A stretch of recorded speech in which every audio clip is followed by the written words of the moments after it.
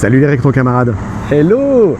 On espère que vous allez bien. Alors aujourd'hui, on n'est pas du tout sur une exposition automobile de véhicules anciens ou de côté vintage. Aujourd'hui, on est chez Cuir Simili et compagnie. On est dans l'artisanat pur. Vous allez voir, on va découvrir des belles choses. On est chez quelqu'un qui travaille le cuir dans tous ses états. Qui maîtrise bien le sujet avec de la restauration de tout type d'articles en cuir, que ce soit les volants, que ce soit des intérieurs, des sacs, des blousons. Enfin, vous allez voir ça. On vous réserve plein de surprises en live. Exactement. Donc du coup là, on va rentrer à l'intérieur et puis c'est parti.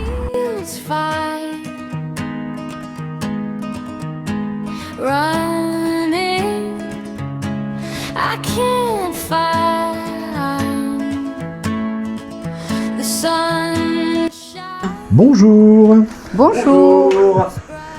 Bienvenue chez Cuir Simili et compagnie. Bonjour, merci de nous accueillir. Et donc déjà, nous avons affaire à Caroline, bien sûr, et Charline. Enchanté. Merci de nous accueillir donc chez Cuir Simili et compagnie. On a plein de choses à voir ensemble. Donc là, on va démarrer la visite maintenant. Allons-y, c'est parti. Donc nous voici dans le bureau qui sert également de showroom, où on retrace un petit peu l'étendue des secteurs d'activité, aussi bien le mobilier que la maroquinerie, un petit peu de chaussures, également de la basket, de l'entretien de capote. Et dans cette partie qui sert également de boutique, les produits Colorlock qui sont commercialisés, voilà, pour l'entretien de vos cuirs de manière générale. Donc là, c'est parti pour la visite, Caroline. Voilà, on y va. On arrive dans le cœur de l'atelier. Donc les voitures sont à l'intérieur, surtout aujourd'hui avec la canicule. L'atelier fait 200 mètres carrés. Donc ici, on arrive dans la partie labo. Sur cette table montée-baisse, je prépare les pièces qui ont été détachées. On va du nettoyage à la préparation avant la pigmentation. C'est aussi ici que j'effectue toutes mes recherches de teintes. Donc avec l'ensemble des teintes Colorlock, on a la possibilité de refaire toutes les teintes d'origine ou des teintes sur mesure.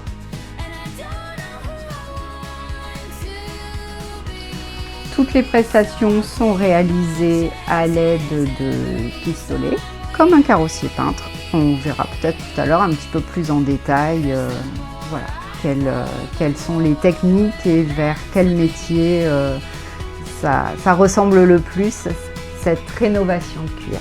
Et on a impatience parce qu'il y a vraiment des choses à voir après.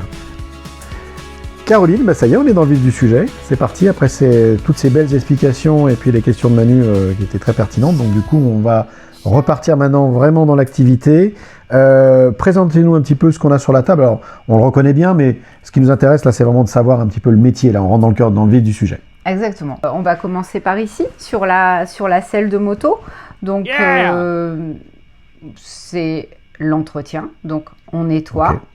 On vient apporter des soins spécifiques. Donc ici, sur une selle ancienne comme ça, on va pouvoir assouplir le cuir et puis le nourrir. Sur une selle, le rendre aussi imperméable, okay.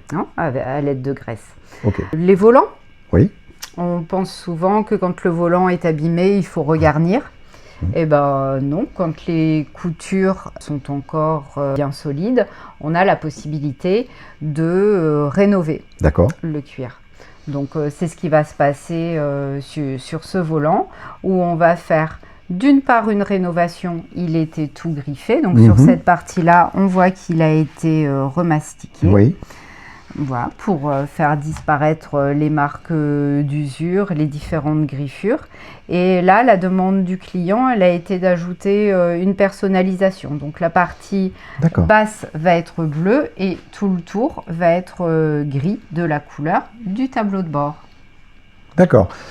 Je fais une petite parenthèse. Effectivement, il y a la rénovation strictement identique, mais il y a aussi, et on n'en a pas trop parlé, mais il y a aussi toute la partie personnalisation que Caroline réalise dans son atelier.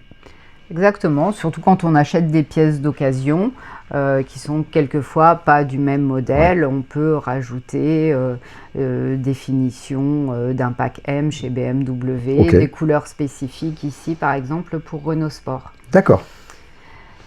Le tableau de bord de Clio 2 RS. Là, on n'est pas sur du cuir, on est sur du plastique.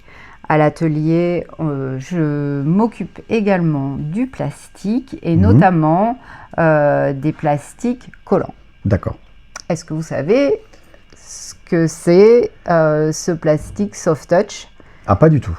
Alors, c'est une finition qui a été développée dans les années entre 90 et 2000 selon les fabricants, où on transforme le plastique de façon à le rendre un petit peu plus premium avec cette finition donc soft touch où on a un effet visuel et au toucher un petit peu satiné, un petit peu velouté, et c'est ce revêtement qui avec le temps va venir se dégrader et va rendre le plastique collant.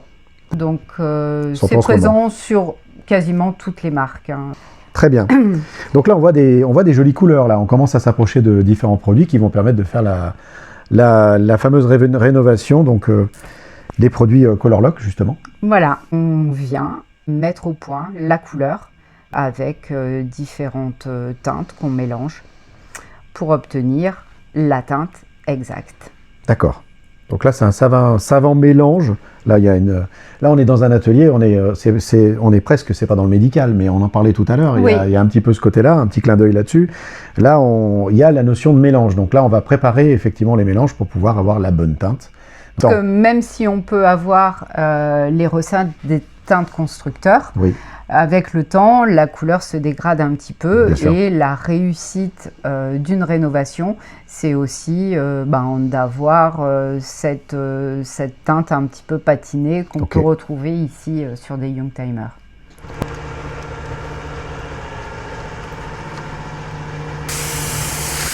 Ok, et ben là on est dans le vif du sujet encore une fois. La Caroline est en train sur la rénovation d'un siège d'une magnifique Clio. Là on est sur la mise en place du primaire d'accroche. Donc la primaire qu'on vient sécher. Voilà, et ensuite on va apporter la teinte. Préparation. Allez, ben après c'est parti. On apporte la teinte. Donc là il y a quand même une gestuelle. Une certaine distance à respecter aussi par rapport à ça pour que ça s'étale bien, que ça se positionne bien.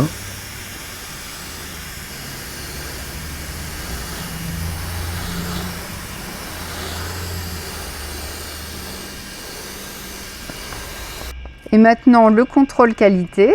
Donc je viens scanner la teinte d'origine sur une partie que je n'ai pas reteinte et que je ne vais pas reteindre, c'est-à-dire l'appui-tête. Je viens contrôler par rapport à ce que je viens de reteindre. Donc je scanne de nouveau et on voit que le résultat ici en vert, la teinte est bonne. Donc invisible à l'œil. Impeccable. Merci Caroline, alors là c'était fabuleux de voir tout ça sur cette Clio. On continue parce qu'il n'y a pas que la Clio à rénover. C'est ça. Aujourd'hui. Pour livrer demain, donc je termine la BMW E36, donc le siège passager, le dernier élément qui me restait à repigmenter.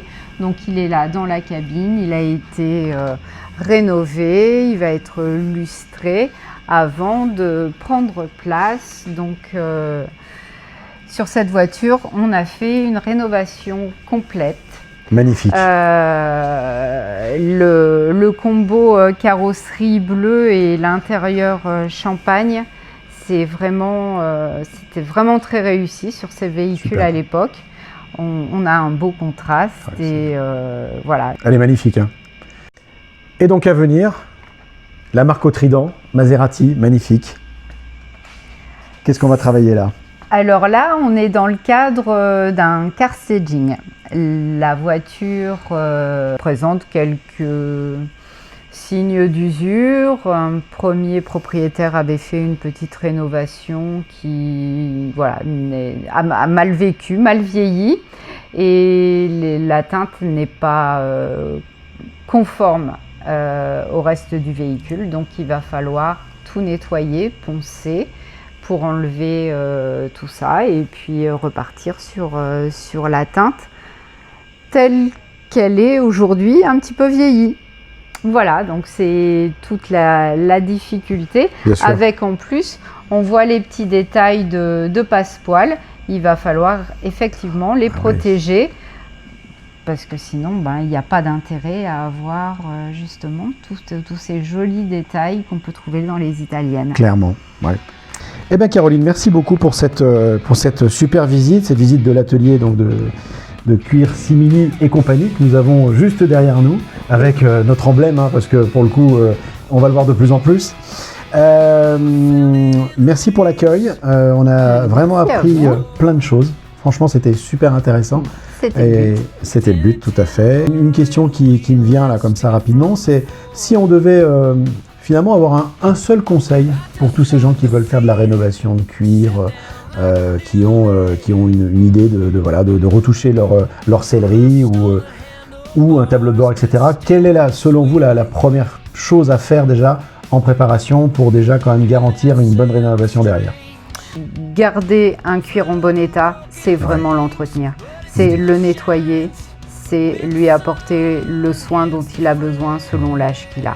Voilà, ça c'est primordial et ça permettra d'avoir un cuir suffisamment solide justement pour pouvoir recevoir une rénovation quand il en aura besoin. Donc dans un avenir lointain pour les véhicules les plus récents, mais en phase préparatoire quand la rénovation elle est à faire de façon urgente pour réparer une griffure, une fissure.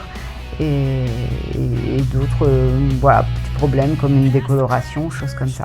Ok, et on a bien vu que pour la décoloration, il y a plein de choses à éviter. Ça, on l'a bien vu dans notre interview. On va vous retrouver sur différents événements. Bien sûr. Les gens ont l'habitude de me retrouver sur les rassemblements automobiles de la région. C'est là qu'on s'est connus. Exactement. Avec l'échappée vintage à Saint-Julien-sur-Bibeau. Je fais les rendez-vous mécaniques à Saint-Pierre-la-Palue. Trouver aussi sur des rassemblements où il y a un petit peu plus de sportives, comme les sportives d'Ambérieux, par exemple. Un rassemblement qui est très connu en région Rhône-Alpes. On aura peut-être nous l'occasion de se revoir, mais voilà, c'est très certainement sur un rassemblement que j'affectionne beaucoup dans la région. Puis après, les incontournables, évidemment Époque Auto. Bien sûr. On rappelle les dates. 6 au 8 novembre. 8 novembre, voilà, absolument. Et puis un salon du deux roues que certains ont connu il y a quelques années sur Villefranche. Le salon 1000 roues, voilà, Éric Bernard a décidé de le faire renaître cette année et donc ça aura lieu du 25 au 27 septembre et nous y serons présents avec un truc qui n'a pas encore été vu sur les salons du deux roues.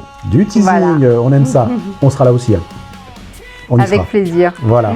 Merci beaucoup Caroline. À très bientôt. À très bientôt. Merci et beaucoup, puis les rétro-camarades. on se recroisera de toute façon, c'est évident. Avec plaisir. Merci. À bientôt. Salut les rétro-camarades. Ciao. Eh bien ça y est les amis, les rétro-camarades, on vient de terminer notre reportage chez Cuir Simili et compagnie. Magnifique, vous avez vu, il y a un vrai savoir-faire. Caroline est exceptionnelle dans son approche du métier. Tout le travail qui a été mis en place, sa passion, tout ressort dans cette vidéo. J'ai trouvé, tu m'interromps si je me trompe, mais je pense pas. On a passé vraiment un super moment, j'espère que vous aussi. Complètement mon Jeff, et puis donc on remercie Charline également et donc Caroline pour leur accueil, leur gentillesse. C'était vraiment un super moment, on espère que ça vous a plu et n'oubliez pas, abonnez-vous. Abonnez-vous. Abonnez-vous. Abonnez-vous les amis. À bientôt. Salut les rétro-camarades.